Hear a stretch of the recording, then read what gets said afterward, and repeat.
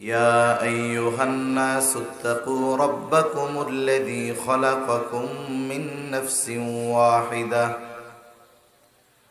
وخلق منها زوجها وبث منهما رجالا كثيرا ونساء পবিত্র কোরআনুল কারীমের অন্যতম প্রসিদ্ধ সূরা সূরাতুন নিসা। এই সূরার প্রথম আয়াতে একেবারে শুরুতেই আল্লাহ তাআলা গোটা মানব সম্প্রদায়কে অভিহিত করে বলেন, ইয়া আইয়ুহান নাস, হে মানব সম্প্রদায়, ইত্তাকু রাব্বাকুম, তোমরা তোমাদের রবকে ভয় করো। এই পৃথিবীতে শুধু মানুষ নয়, যত সৃষ্টি আছে, জবান খুলে বলেন তো সব সৃষ্টির রবকে। রব মানে হলো প্রতিপালক। আল্লাহ তাআলা শুধু ঈমানদারদের প্রতিপালন করেন তা না, আল্লাহ তাআলা এই পৃথিবীর সব সৃষ্টি, হোক সে মানুষ, মানুষের মধ্যে মুসলিম কিংবা অমুসলিম, অন্যান্য যত প্রাণী, সব প্রাণীর প্রতিপালনকারী কে? একটু জবান খুলে বল, আল্লাহ। মুসলিমের প্রতিপালনকারী রব আল্লাহ, অমুসলিম যে তার রব আল্লাহ, নাস্তিক যে তার রব আল্লাহ। এজন্য গোটা মানব জাতির রব আল্লাহ। গোটা মানব জাতিকে উদ্দেশ্য করে তাকওয়া অর্জনের আদেশ দিচ্ছেন। এই জায়গায় তাকওয়া দ্বারা উদ্দেশ্য হলো ঈমান। তার মানে আল্লাহ তাআলা বলেন, হে মানব সম্প্রদায়, তোমরা তোমাদের রবের উপরে ঈমান আনো। তাহলে আল্লাহ তাআলা যখন মানব সম্প্রদায়কে উদ্দেশ্য করে, গোটা মানব জাতিকে উদ্দেশ্য করে তাকওয়ার আদেশ দেয়, এই জায়গায় তাকওয়া দ্বারা উদ্দেশ্য হলো ঈমান আনা। কিন্তু আল্লাহ তাআলা যখন ঈমানদারদেরকে উদ্দেশ্য করে তাকওয়া অর্জনের আদেশ দেন, এই জায়গায় তাকওয়া দ্বারা উদ্দেশ্য ঈমান নয়, বরং তাকওয়া দ্বারা উদ্দেশ্য অন্য কিছু। কারণ আমরা তো ঈমান আনছি আলহামদুলিল্লাহ, তাইলে আমাদের তাকওয়া অর্জনের আদেশ আল্লাহ তাআলা দিলেন কেন? তার মানে এই জায়গায় ঈমানদারদেরকে তাকওয়া অর্জনের আদেশ দিচ্ছেন আল্লাহ, এখানে উদ্দেশ্য ঈমান নয়, বরং এই জায়গায় উদ্দেশ্য হলো কি, এটা বোঝার আগে তাকওয়া শব্দের সর্বাধিক ব্যবহৃত অর্থগুলো আমাদের জানতে হবে। তাকওয়া শব্দের সর্বাধিক ব্যবহার হয় দুইটা অর্থে, বেশি ব্যবহার হয় দুইটা অর্থে। তাকওয়া শব্দের একটি অর্থ হলো ভয় করা।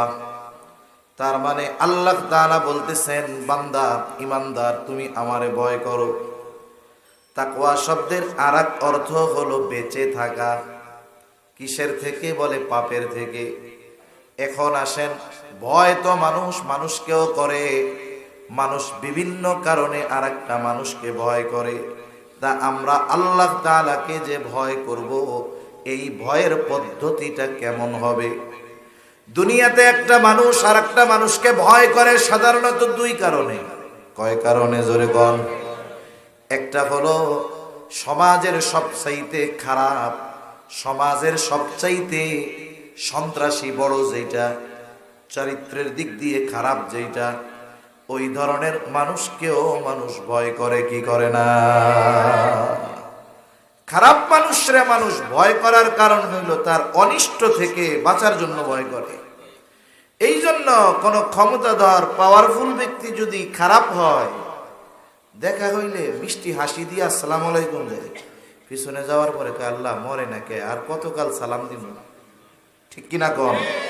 তার মানে মানুষ অপর মানুষকে তার খারাপির কারণে ভয় করে, তবে এই ভয়ের সাথে থাকে ঘৃণা। কি থাকে? ঘৃণা থাকে, বদদোয়া থাকে। আবার সমাজের মানুষ অপর মানুষকে ভয় করে কেন? বলে অনেক সময় দেখবেন আপনাদের এলাকার সবচাইতে বড় বুজুর্গ মুত্তাকি পরহেজগার মানুষ যে, উনি যদি কোনো রাস্তায় চলে, দেখা যাবে ওই এলাকার মানুষ যারা ওনার ব্যাপারে জানে, ওনার আগমনে তারা সতর্ক হয়ে যায়, টেলিভিশন চললে বন্ধ করে দেয়, বিড়ি সিগারেট খাইলে ফালায়া দেয়। এক কথায় ওনার আগমনে ভীত হয়ে খারাপ কাজ ত্যাগ কইরা ভালো হয়ে যায়। এই যে লোকটারে যে মানুষ ভয় করে, বলে তার খারাপির কারণে ভয় করে না, বলে তার সম্মান ইজ্জত মোহাব্বত করে বিধায় তাকে ভয় করে। তাহলে ভালো মানুষরেও মানুষ ভয় করে। এই ভয়ের মধ্যে কি থাকে? সম্মান। এই ভয়ের মধ্যে থাকে মোহাব্বত। এখন কেন ভয় করে? বলে তার আজমতের দিকে খেয়াল রেখা। তাহলে আমরা আল্লাহরে ভয় করব কেন? বলে আল্লাহকে ভালোবেসে বান্দা ভয় করবে। ইমানদার সবচেয়ে বেশি ভালোবাসে আল্লাহ তাআলাকে, সাথে সাথে ইমানদার সবচাইতে বেশি ভয় পায় আল্লাহ তাআলাকে। এটা আমার কথা না, স্বয়ং আল্লাহ তাআলা কোরআনুল কারীমের মধ্যে বলেন, ওয়াল্লাযীনা আমানু আশাদ্দু হুব্বাল লিল্লাহ। যারা ইমানদার আল্লাহর জন্য তাদের ভালোবাসা হইল সুদৃঢ় ভালোবাসা, সবচেয়ে বেশি ভালোবাসা। তাহলে তাকওয়া শব্দের প্রথম অর্থ ভয় করা। ভয় করব কাকে? তবে এই ভয় হবে ভালোবাসার সাথে, ঠিক না? দুই নাম্বার অর্থ বলে তাকওয়া শব্দের অর্থ বিরত থাকা, বেঁচে থাকা। কিসের থেকে? বলে আল্লাহ দ্বারা যেই বিষয়গুলো মানা করেছে এই বিষয়গুলো থেকে বেঁচে থাকার নাম তাকওয়া। এইবার যদি তাকওয়া শব্দের পরিচয়টা একটু ব্যাখ্যা সহকারে দেওয়া হয়, কি হয় তাকওয়া কারে বলে? বলে আল্লাহকে ভালোবাসার সাথে ভয় করে আল্লাহর নিষেধ সমূহ থেকে বেঁচে থাকার নাম হলো তাকওয়া।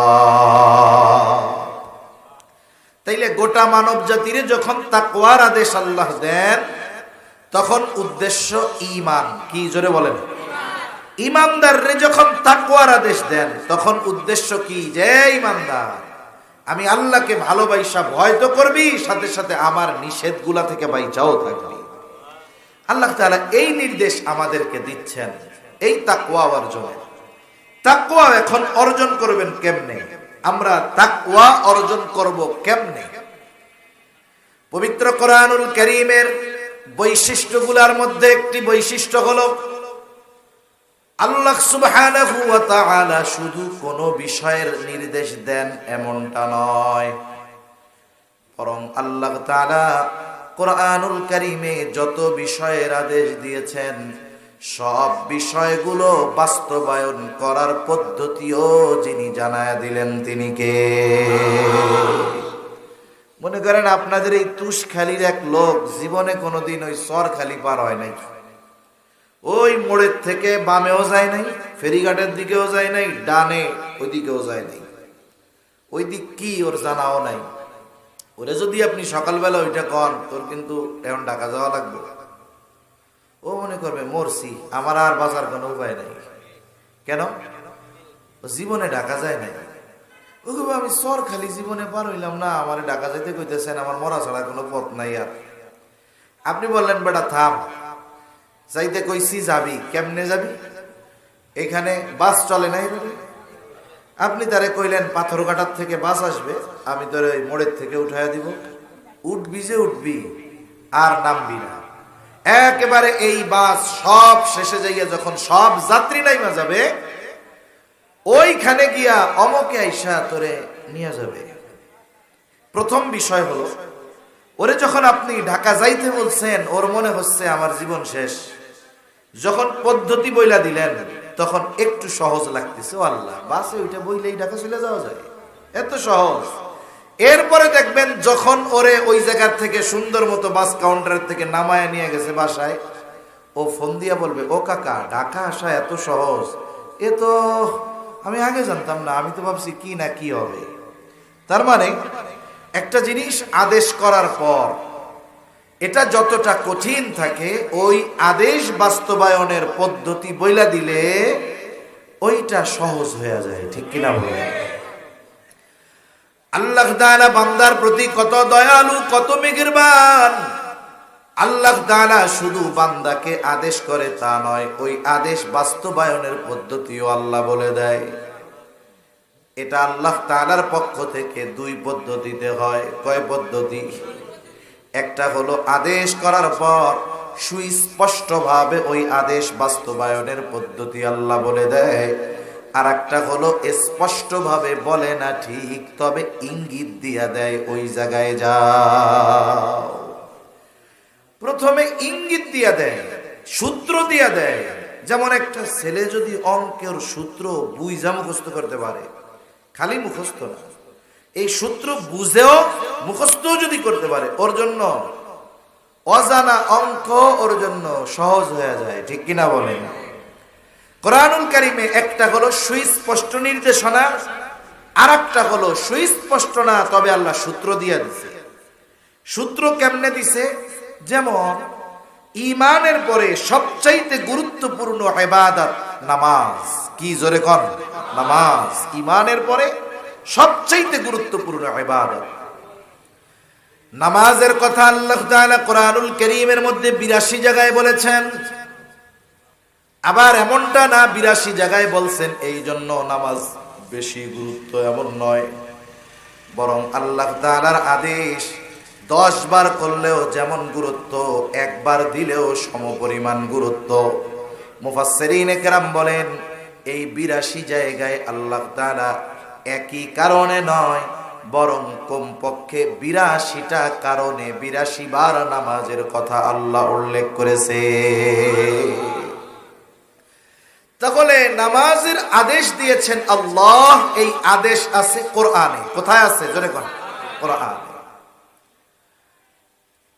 এখন যদি গোটা পৃথিবীর সব আলেমদেরকে দায়িত্ব দেওয়া হয়, নামাজের আদেশ আছে কোরআনে, তাইলে নামাজ যে আমরা পড়ি এই পদ্ধতিটাও কোরআন থেকে বের করে দাও। কিয়ামত পর্যন্ত যদি ওই আলেমদের হায়াত দেওয়া হয়, নবীর হাদিস বাদ দিয়া, নবীর সুন্নাত বাদ দিয়া, শুধু কোরআন থেকে 2 রাকাত ফজরের নামাজ যেইভাবে পড়ি সব মাসালা বের করে দাও, কিয়ামত পর্যন্ত হায়াত যদি পায়, ফজরের 2 রাকাত সুন্নাতের পদ্ধতি শুধু কোরআন থেকে বের করতে পারবে না। অসম্ভব, এটা পারবে না। এজন্য আমাদের দেশে একটা গ্রুপ আছে, আপনাদের অঞ্চলে আছে নাকি জানি না, এটা নতুন নতুন আবিষ্কার হইতেছে। কত কিছু এ দেশে আবিষ্কার হয়, আরবি পড়তে পারে না দেখা এক লাইন আহলে হাদিস হয়ে যায়। আছে না নাই? আর এক গ্রুপ আসতেছে আহলে কোরআন, বলে হাদিস টাদিস মানি না, নাউজুবিল্লাহ, শুধু কোরআন মানি। নাউজুবিল্লাহ বলে। কেউ যদি বলে যে শুধু কোরআন মানি, হাদিস মানি না, হাদিস মানে না মানে নবীজির কথা, কাজ, মৌন সম্মতি এগুলা বিশ্বাস করে না, তাহলে বলেন তো কোরআনটা নাজিল কি আল্লাহ কাগজে কলমে লেখা বই আকারে আমাদের কাছে পাঠাই দিছে? কোরআন আসছে কার মাধ্যমে? তাহলে সেই নবীর কথাকে অস্বীকার করা মানে, ওরা যদিও বলে আহলে কোরআন, ওরা অবশ্যই অবশ্যই আহলে কোরআন নয়, বরং ওরাও আহলে কোরআন তো নয়, বরং ওরা কোরআনও অস্বীকারকারী। কারণ কোরআন আল্লাহ তাআলা যেই নবীর কাছে পাঠাইছেন, সেই নবীর কথা তারা বিশ্বাস করে না। আর নবীর হাদিস ছাড়া, সুন্নাহ ছাড়া কোরআনুল কারীমের ব্যাখ্যা বিশ্লেষণ বোঝা অসম্ভব, কোনোদিন সম্ভব না। তাহলে নামাজের কথা আছে কোরআনে, নামাজের পদ্ধতি তো কোরআনে নাই। নামাজের আদেশ করেছেন আল্লাহ, নামাজের পদ্ধতি শিখিয়েছেন মুহাম্মাদুর রাসূলুল্লাহ সাল্লাল্লাহু আলাইহি ওয়াসাল্লাম। এই জন্য নবীজি বলেন, সাল্লু কামা রাআইতুমুনি উসাল্লি।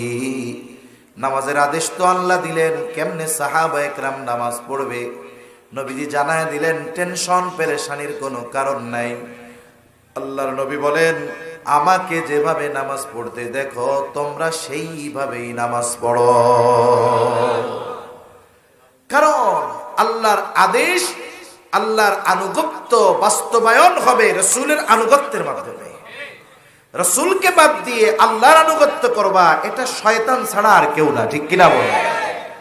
কোরআনুল কারীমে যত কিছু আছে, যেমন আল্লাহ তাআলা এক জায়গায় বলতেছে, হে ঈমানদার আমার আনুগত্য করো। আমরা জিজ্ঞাসা করলাম, আল্লাহ আপনার আনুগত্য কেমনে করব? আল্লাহ তাআলা বলেন, মাইয়ুতি'ইর রাসূল ফাকাদ আতা আল্লাহ, যে আমার রাসূলের আনুগত্য করলো সে আমার আনুগত্য করলো।